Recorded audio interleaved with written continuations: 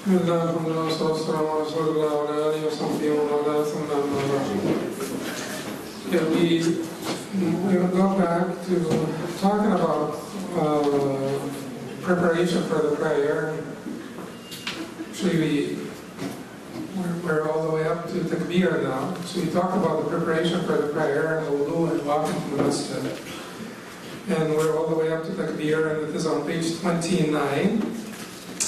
So Imam Qayyim rahimahullah says here on page 29 under the title of servitude in takbir, the abd of Allah is then ordered to stand with his face in the direction of the qibla, all the while having his heart facing him as well, being fully attentive to him, being fully mindful of him, Azza wa Jal, exalted is he, so as to renounce his previous state of rebellion and to stop running away from his Lord. The slave of Allah should therefore stand up before his master in humility and submission, calling for his compassion, with his hands thrown at his sides or his hands thrown up. I would say his hands thrown up like this.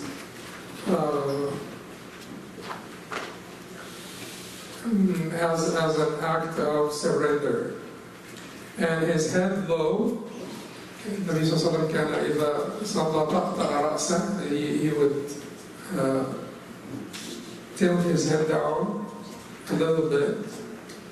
Not all the way down like this. It's not تركيس الرأس, it's just طأطأ رأسه. He would hold it down a little bit or tilt it down a little bit. This is the perfect position of, as al-Ghazali rahimahullah says in the Ihya, as the abd who showed humility.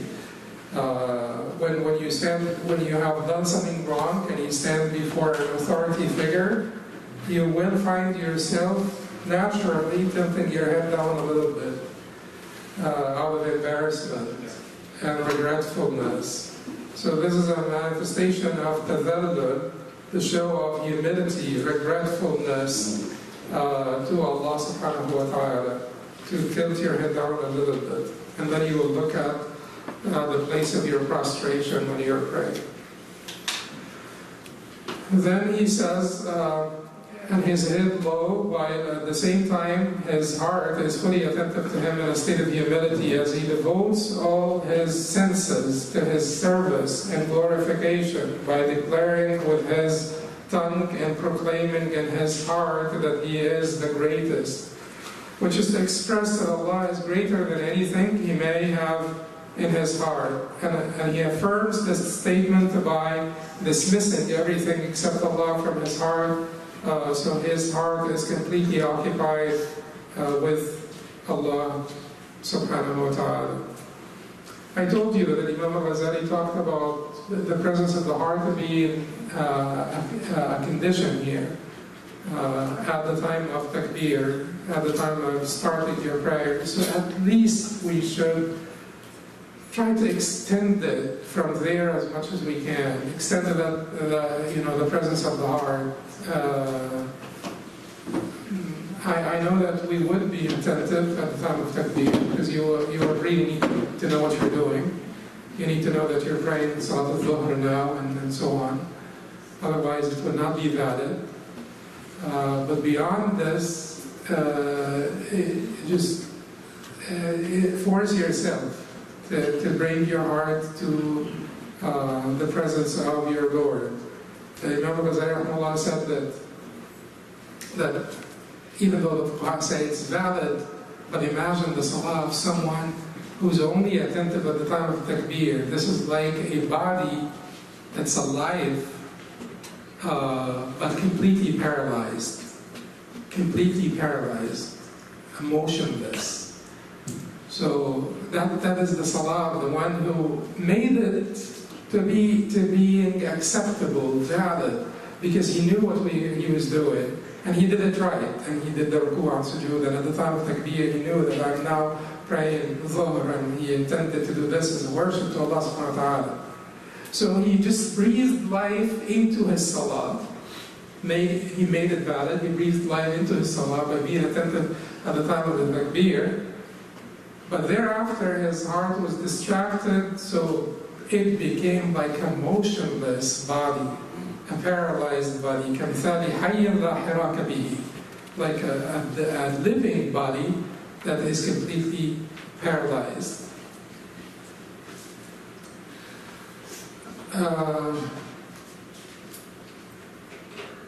So Imam Ibn Qayyim rahimahullah continues here to addressing the benefits, continues to address the benefits of takbir. And he says that takbir serves two great purposes. Protects the heart from the aforementioned defects, being occupied with something other than Allah subhanahu wa ta'ala. And it also protects the heart from arrogance. Because you remember that, and it was so beautiful that, I heard Muhammad Ali, rahimahullah, may Allah bestow mercy on him, talking about, the sleight of his tongue when he used to say, not the sleight of his tongue, maybe this is what he meant at the time, but how he regretted having said, I'm the greatest.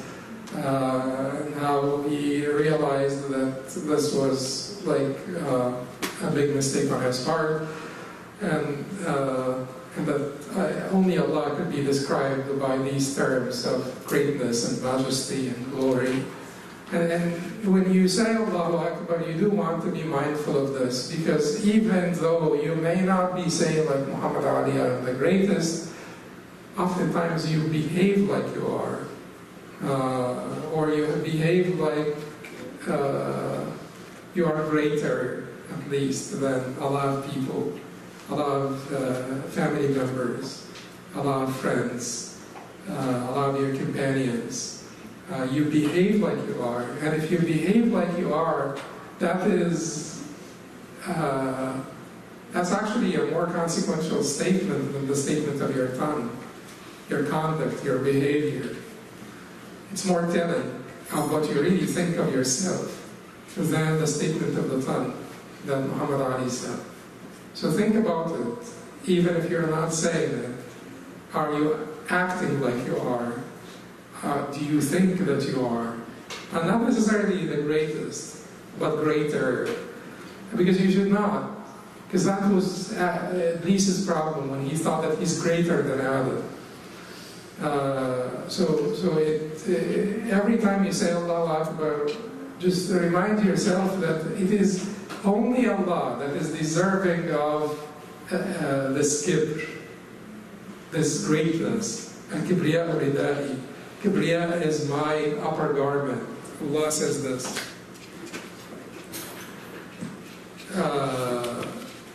And then he says, great, and Azam, our majesty, is my lower garment, and whoever competes with me for them, I will break him.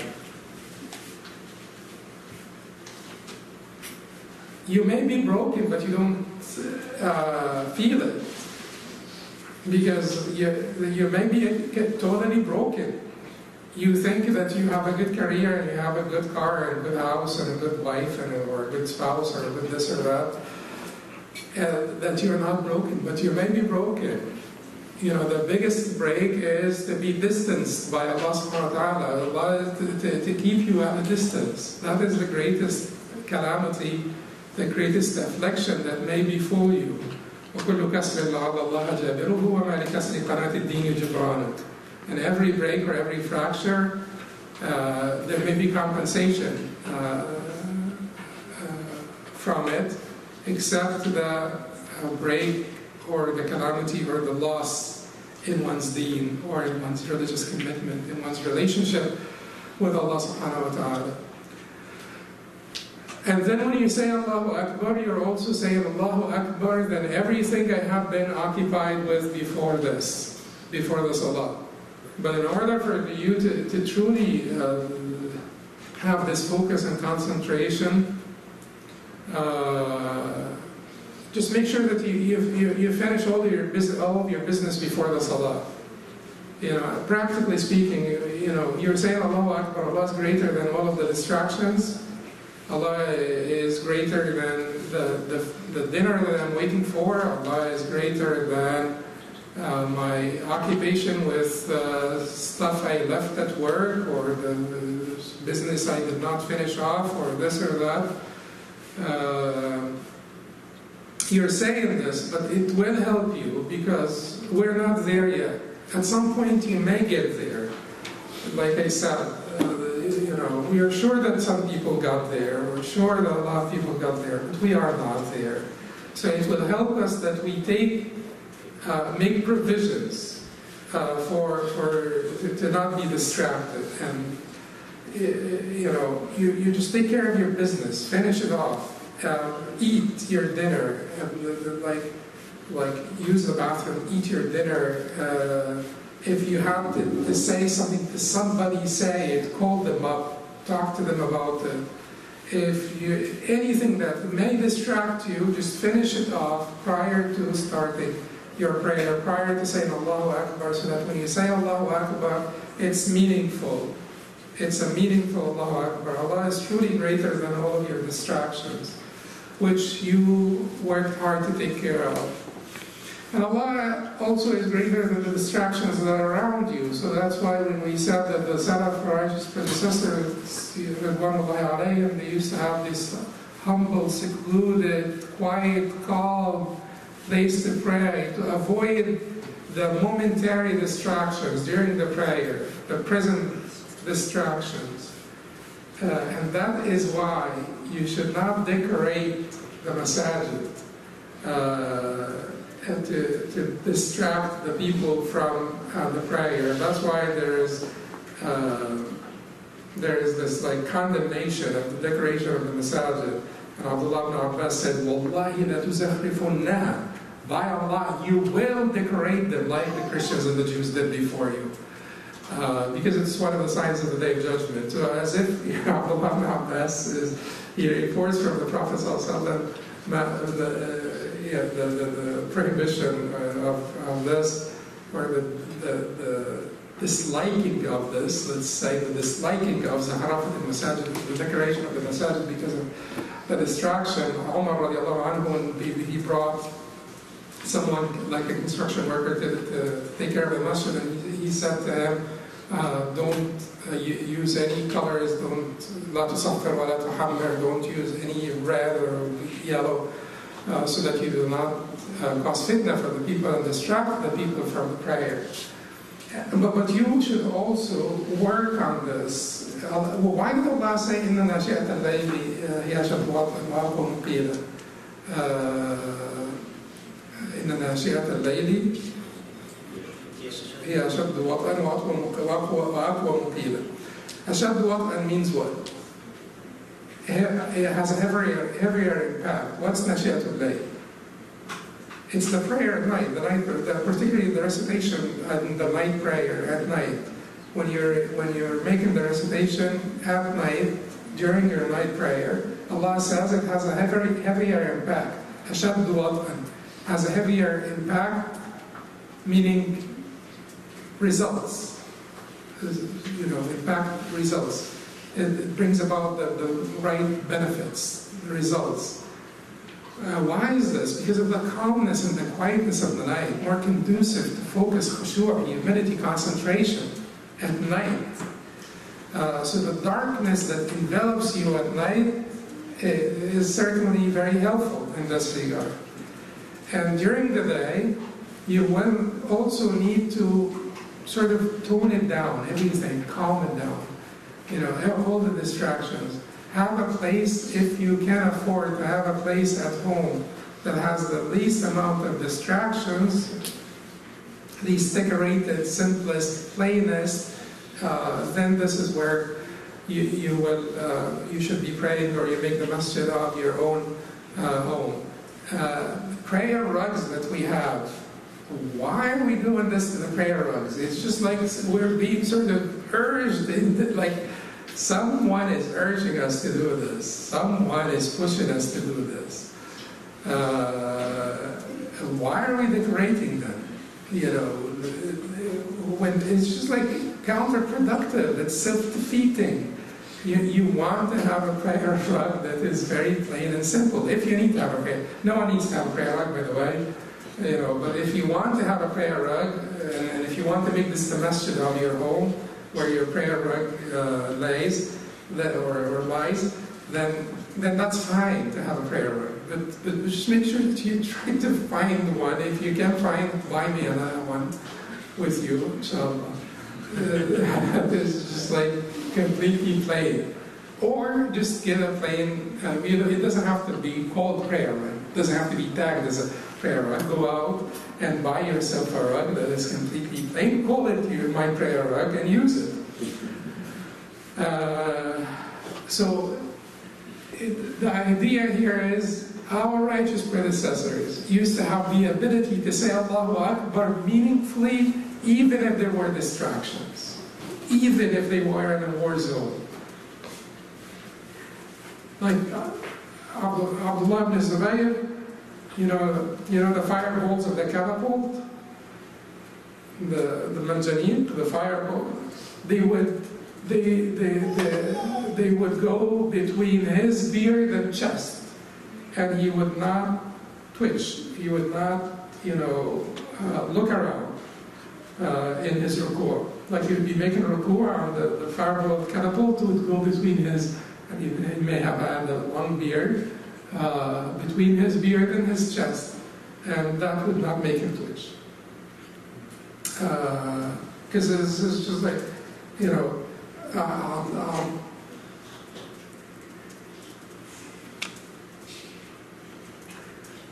Hatem would stand up in prayer in the haram, and the birds would stand on top of his imamah because of his stillness.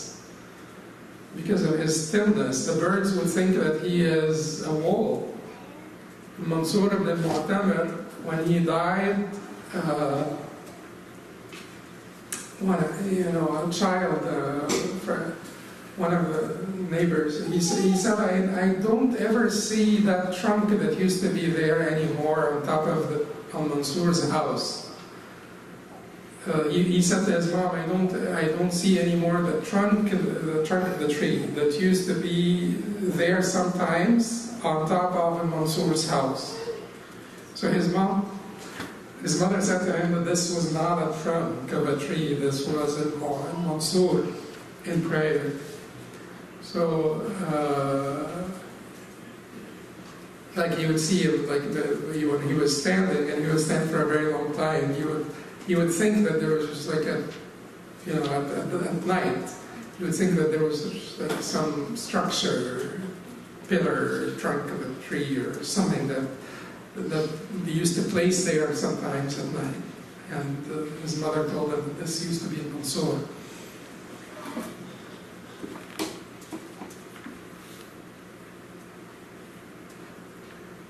When you also say Allahu Akbar, you mean that the dhikr of Allah is Akbar. That the mention, the remembrance of Allah subhanahu wa ta'ala is greater than anything else. And وَلَذِكْرُ اللَّهِ أَكْبَرُ. وَلَذِكْرُ اللَّهِ أَكْبَرُ. اتل ما أوحي إليك من الكتاب وأقم الصلاة إن الصلاة تنهى عن الفحشاء والمنكر ولذكر الله أكبر. But Allah subhanahu wa ta'ala says in Surah al-Ankabut, إن الصلاة تنهى عن الفحشاء والمنكر. The salah deters the musalli from lewdness and all acts of evil.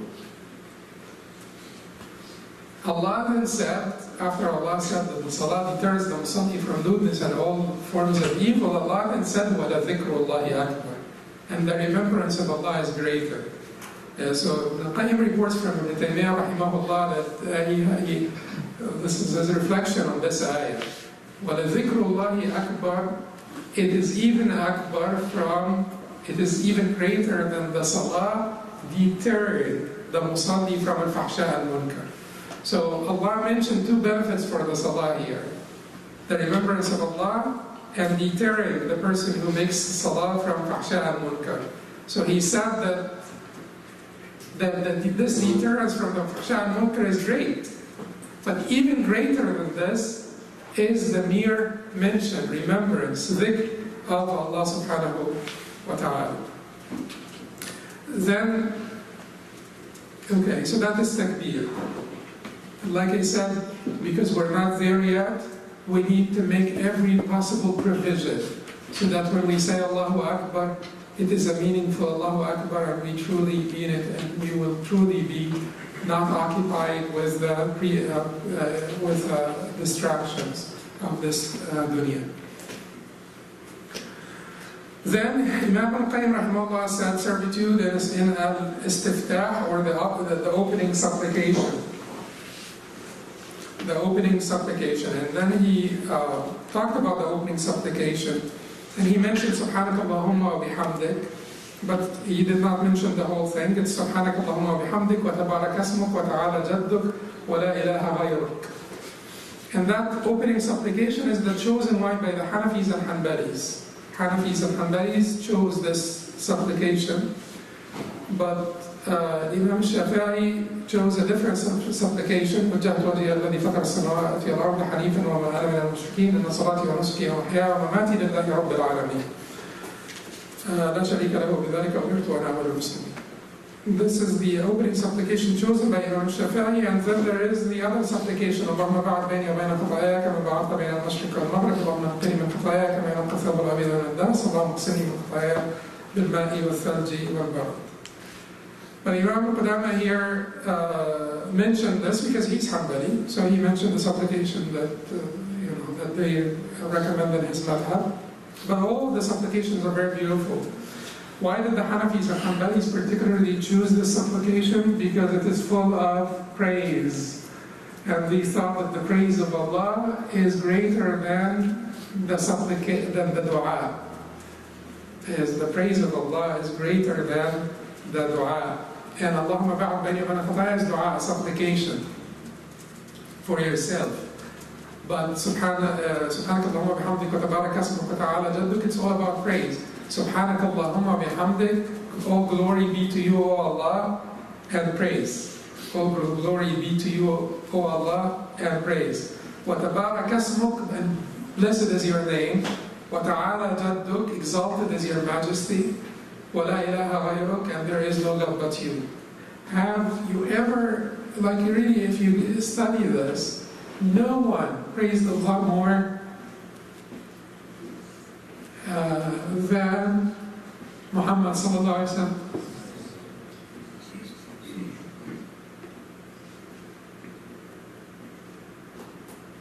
No one ever praised Allah more than the Prophet sallallahu alaihi wasallam. And that's why he will be deserving of liwa al-hamd, the banner of hamd. All of the anbiya will be resurrected under liwa al-hamd, the banner of al-hamd, the banner of praise, the banner of praise. This banner of praise, who will be holding it? Our Prophet sallallahu alaihi wasallam. And this is not the boast, but this is an important recognition of his status. Because no one ever praised his Lord more than our Messenger sallallahu alaihi wasallam. This hadith is reported by Tirmidhi, أَنَا سَيِّدُ وَلَدِ آدَمَ وَلَا فَخْرُ وَبِيَدِي لِوَاءُ الْحَمْدِ يَوْمَ الْقِيَامَةِ وَمَا مِن نَبِيٍّ يُبْعَثُ إِلَّا تَحْتَ لِوَائِي. So, أَنَا سَيِّدُ وَلَدِ آدَمَ, I am the most honorable of the children of Adam on the Day of Judgment, and I am not boasting. And really it was, had the Prophet not told us of his status, who would have, if there is no Prophet after him, if there is no Prophet with him? He needed to. He was the humblest person, but he needed to tell us of his status, because Allah wanted us to know of his status. Allah wanted us to know of the status of the Prophet ﷺ. Who would communicate this other than him? If Allah subhanahu wa ta'ala communicated this to Abu Bakr radiallahu anhu, wouldn't that be trouble? Because now Abu Bakr receives revelation. And then we have two, conveyors of the message. It would be trouble. But the Prophet is the only one that received the revelation and communicated the revelation. So he needed to tell us of his status. So he said, I'm not boasting. I'm just telling you of what you needed to know, what Allah wanted you to know. And he said, وَبِيَدِي لِوَاءُ الْحَمْدِ, and in my hand is the banner of hamd, the banner of praise, and no prophet will be resurrected except underneath my banner. Okay, so this beautiful dua, سبحانك اللهم وبحمدك تبارك اسمك وتعالى جدك ولا إله غيرك, سبحانك اللهم وبحمدك تبارك اسمك وتعالى جدك ولا إله غيرك. Try to remember it and use it. Or if you use one of the other du'as, all of them have been prescribed by the Prophet ﷺ, all of them are good. The Hanbalis say combining them is even better.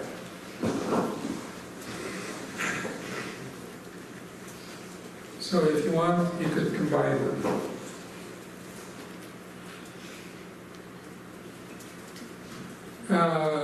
So this is basically like a prelude for your recitation. Tamheed, it is an introduction. And a befitting introduction. To start with the praise of Allah subhanahu wa ta'ala is a befitting introduction. If you enter into the presence of any king or someone important, a befitting introduction would be to start with their praise. Then the state of the abd in al-qira'ah and al-istighatha, or al-isti'adha, I'm sorry, al-isti'adha. Imam Qayyim here on page 31 says, as he's about to recite the Quran, he precedes it by seeking refuge in Allah. Now you are done with the opening supplication, dua al-istiftah. What will you do next? To make isti'adha. أعوذ بالله من الشيطان الرجيم وأعوذ بالله السميع العليم من الشيطان الرجيم, or أعوذ بالله السميع من الشيطان الرجيم من همزه ونفخه ونفثه, or whatever form of isti'aza that you will be using. As he's about to recite the Quran, he precedes it by seeking refuge in Allah from the accursed shaitan, who never spares any effort in his tireless endeavor to bring about the downfall of the abd, especially when the abd is in a station of utmost honor. So, what could aggravate the shaitan more than your prayer? Nothing. He was commanded to prostrate you. You refused, so every time he sees you prostrating, this aggravates him.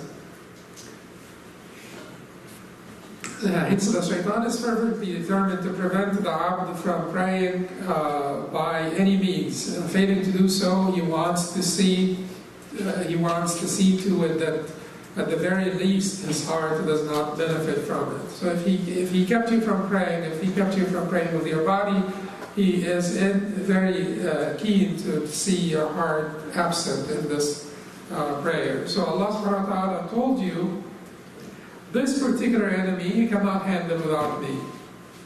This is an enemy that you cannot handle without me. This is an enemy that is very sneaky, very subtle, very potent, very powerful. I gave him tools. So that you need me and you rely on me in your resistance against them and your fight with him. The enmity of the shaitan is huge. You really cannot handle this enmity without relying and counting on Allah subhanahu wa ta'ala and His help. So he says here towards the bottom of the page, it is from Allah's knowledge about the enmity and resentment of the shaitan against his believing slaves and their incapacity to face him, that he ordained upon them to take refuge in him from the shaitan, so that he may suffice them against his evil and harm. It is as if he is saying to his slaves, you cannot win against this enemy, thus take refuge in me, and I shall protect you against him and safeguard you from his evil and harm. And then Imam Qayyim mentioned a metaphor that Imam Taymiyyah taught him.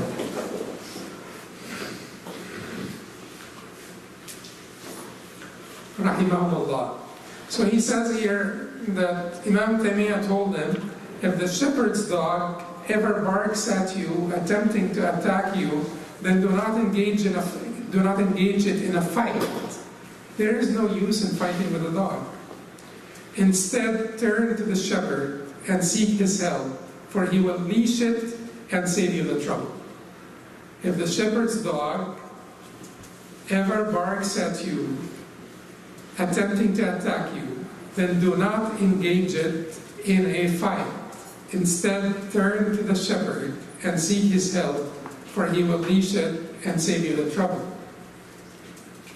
The master of this dog will easily call the dog, and the dog will calm down in a minute. Will tell the dog to calm down, the dog calms down. So instead of engaging the dog in a fight, just turn to his master and seek his help. And that is really a beautiful lesson. It's true, because we have many dogs in this life. And they don't even have to be in the form of humans or the shaitan. Sometimes it's your nafs. Sometimes it is your nafs al-amara bis-su that commands evil. Sometimes it's tyrants. Sometimes different afflictions, sadness, temptations, desires, doubts.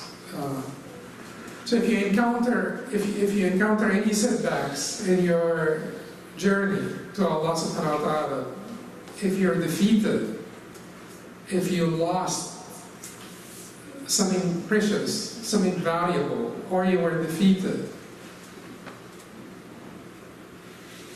do not basically attempt to address each individual defeat separately, because you will be overwhelmed. You're having difficulties at work. Well, some people get overwhelmed because they have trouble with their spouses, and they have difficulties at work, and they may also have some of their own health issues and challenges. And then they may have multitudes of issues. They are like, I don't like my neighbor, and don't like my spouse, and don't like work.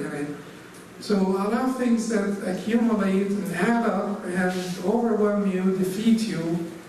But all of these, just disregard them. I'm not saying be pacifist. I'm not saying be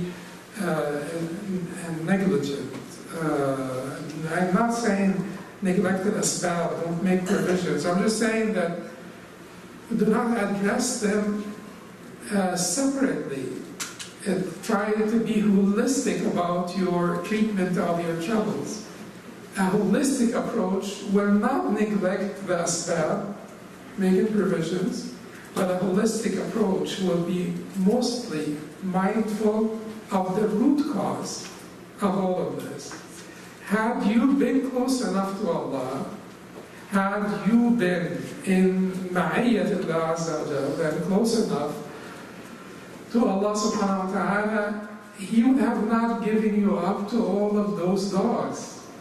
He would have not allowed all of them to bark at you at the same time, or to attack you at the same time. And keep in mind, that's a matter of perception also, because all the dogs could be barking, but you're not perceiving their barking, you're not affected by it, it is not touching you, it's not even distracting you. The problem is not that the dogs are barking, the problem is that you are overwhelmed by their barking. So, someone who is righteous in the ma'iyah of Allah could have a lot of dogs barking, and they will bark. But the problem, and I'm sorry, I may have been wrong by saying that Allah would have not let the dogs all bark at you at the same time. Allah would have not let you be affected by the barking of the dogs. Because a righteous person may have a lot of dogs barking at him. Around him, a lot of things to overwhelm him, to weigh him down. But he's not weighed down, or she's not weighed down. She is not impacted, or he is not, distracted. A lot of dogs are barking. There are troubles at work that, look at the Prophet ﷺ. Look at, in Mecca, how many barking dogs are around him. But did it weigh him down? Did it impede him? Did it? And even if it does momentarily, temporarily, it will never be effective in impeding you. It will never stop you. And it will never weigh you down. It will never overwhelm you. It will never overwhelm you. And that's the point here. So you have a lot of dogs barking at you, and you feel overwhelmed, you feel weighed down by all of the burdens, responsibilities, challenges. Turn to Allah subhanahu wa ta'ala and seek His help, because all of those things are under His complete control. And if He did not keep them from barking, He will give you strength to handle this barking and immunity against this barking. وَلَمَّا أَصَابَتْكُمْ مُصِيبَةٌ قَدْ أَصَبْتُمْ مِثْلَيْهَا قُلْتُمْ أَنَّ هَذَا قُلْ هُوَ مِنْ عِنْدِ أَنفُسِكُمْ. It is important for dua in particular, and people, that are concerned with the conditions of Muslims, people working for Allah subhanahu wa ta'ala, for His deen, to make this ayah, to hang this ayah up in front of their eyes all the time. وَلَمَّا أَصَابَتْكُمْ مُصِيبَةٌ قَدْ أَصَبْتُمْ مِثْلَيْهَا. So when an affliction had befallen you, the twice of which you had one before, or when a defeat had befallen you, the twice of which, or the double of which, or how do we translate this? Well, let me explain it. When the defeat of Uhud had befallen you, and prior to it, you won against them a double win, like twice as big of this defeat. They were defeated before, the mushrikeen were defeated before by you, a greater defeat, a defeat that is twice as big as this defeat that afflicted you in Uhud. So, أَلَمَّا أَصَبَتْكُمْ مُصِيبَةٌ, when an affliction had befallen you, twice of which had afflicted your enemy before, قُلْتُمْ أَنَّ هَذَا, you said, where did this come from? قُلْتُمْ أَنَّ هَذَا. Whom Allah is talking to? The Sahaba radiallahu alayhim. So Allah is talking to the Sahaba. So we're more deserving of saying this to ourselves. Allah is telling them, don't ask where did this come from. Say it is from you. It is from your own works. It is from your own failures. It is from your own shortcomings. Because Allah never breaks a promise. Allah subhanahu wa ta'ala never breaches His covenants. If you give victory to Allah, I'll give you victory. We should be always mindful of this ayah. And whenever we are defeated, personally, individually, or collectively, as groups, or even as an ummah, we say to ourselves, it's because of our failures. Because Allah will not breach His covenants. And His covenant with us is Nasrullah and Surkum. So instead of looking around us and trying to figure out all of the reasons of our depression or our sadness or our feeling of being overwhelmed, just turn to Allah subhanahu wa ta'ala and seek His help, because all of this can be immediately. Once you start to pray, an immediate reward. The reward of the prayer is immediate, by the way. It's not deferred. It's not all deferred to the hereafter. Although the part or the portion that's deferred to the hereafter is much greater than what you are receiving this dunya, but you are receiving it immediately. You know that scientifically, you're receiving it immediately. Once you start the prayer or start the dua of Allah or the dhikr of Allah subhanahu wa ta'ala, they call it meditation. You get endorphins secreted in your system. This is like your natural morphine. So when people start meditation, start to communicate with a higher being, they will call it whatever. So they will start meditation, start to communicate with a higher being. even non-Muslims. And Allah said that the dua of non-Muslim is, these studies are not about Muslims. These studies are about the mention of a higher being, meditating, connecting with a higher being in general. They said that you get immediately like a release of endorphins into your bloodstream. Endorphins are the natural morphine, the natural opioids of your body. So you get this sense of calmness, assurance immediately as an immediate reward. So turn to Allah subhanahu wa ta'ala in prayer when you feel overwhelmed, and you will not say Arihna ya Bilal, like the Prophet ﷺ used to say, give us comfort, O Bilal, but you could be your own Bilal and make your own iqamah and pray. قل قولي هذا استغفر الله لي ولكم سبحانك وبحمدك أشهد أن لا إله إلا أنت أستغفرك وأتوب إليك.